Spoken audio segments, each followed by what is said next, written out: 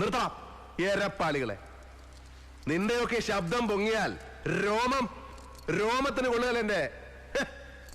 നന്ദഗോപാൽമാരാർക്ക് വിലയിടാൻ അങ്ങ് തലസ്ഥാനത്ത് ദില്ലിയിലും ഒരുപാട് ക്ണാപ്പന്മാർ ശ്രമിച്ചു നോക്കിയതാ.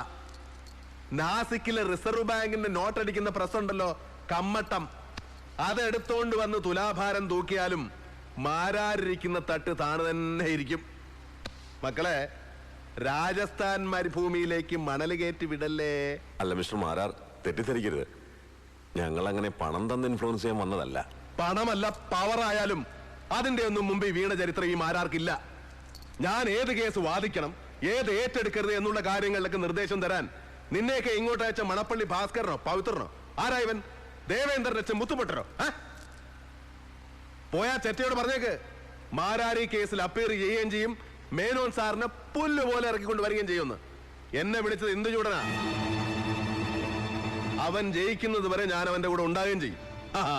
അത് കാണാൻ തന്നെ ഞാൻ വന്നത്.